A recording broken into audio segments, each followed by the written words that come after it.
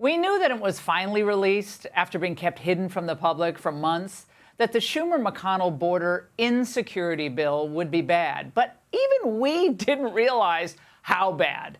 Now, just last week, he was assuring critics, including the Angle, that what was leaked out about the bill were just internet rumors, including that the bill would permit up to 5,000 migrants per day into the country. Then Senator Lankford said this. This authority is a 5,000 authority to say if you get to 5,000, which we've been there every single day except for 7 in the last 4 months, that it completely closes the border down. Wait. I thought that the 5,000 migrants can come in, welcome, that trigger was just an internet rumor. I mean, how long ago did we do that on the Angle? Two weeks ago? 3 weeks ago? Well, in the first place, given the damage and strain Biden has already inflicted on all of you in America with the millions of migrants that have been allowed in, we shouldn't be allowing even one migrant into the country, let alone 5,000 encounters a day. It's a joke. Second, just so everyone understands this, under this supposedly tough-as-nails legislation, the border is never closed, even if you do think Mayorkas could ever be trusted to oversee things and track the numbers.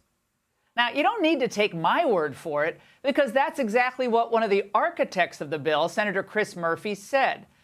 The president and the Border Patrol still retain broad discretionary powers to wave people in, including thousands at a time.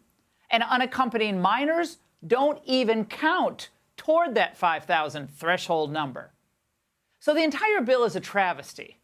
And if Lankford hadn't just been reelected in 2022, he never would be championing it. I promise you that. Here are some of the key reasons to hate the bill from Red State and lawyers at America First Legal. First, all migrant families must be released from custody. Second, only single individuals can be deported. Third, emergency powers don't affect ports of entry that still, get this, must allow a minimum of 1,400 migrants a day. Now, there are 30 ports of entry in the United States. That equals 42,000 migrants a month, or, wait for it, 504,000 migrants a year. Now, the emergency can be ignored if the president decides it's not in our national interest. The Biden team retains power to opt out of all limits on migrant numbers, because there are broad humanitarian exceptions. Mayorkas has unilateral authority to grant final asylum for individuals, which equals a rapid path to citizenship. A lot of Americans don't understand that. But when you get asylum, that's a path to citizenship.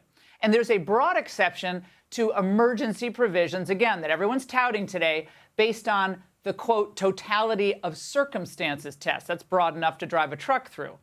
And anyone who claims that fear of persecution or torture, and they're just reading it from a laminated card when they cross the border, is not deported. But again, instead they go through an arduous administrative process. Okay, so they'll be tied up in that for a while. And this also codifies the controversial Biden rule that allows these far-left asylum officers, not immigration judges, to rule on individual asylum claims. Oh, just for good measure, it gives them a 15% raise as well.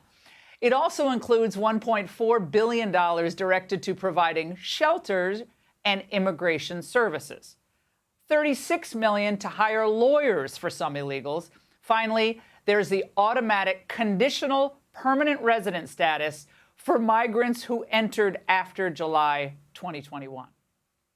In other words, this is a grab bag of goodies for the Open Borders Caucus.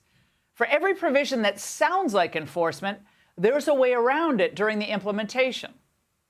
But wait a second, Laura, this is a real compromise. I heard this all day long. That's all coming from the Uniparty. You know what I say to that? Where's the compromise exactly? Because they get $60 billion that they've wanted for Ukraine, everything that they wanted.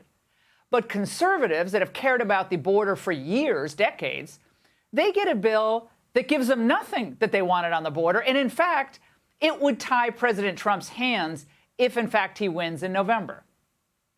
And all you need to know, and I saw this yesterday, is that pro-amnesty Connecticut Senator Chris Murphy is thrilled about this legislation. He reassures the left that the emergency power to shut the border down is weak tweeting that it has important checks on that power. It can only be used for a limited number of days per year. It sunsets in 3 years. Emergency cases that show up in between the ports still need to be accepted.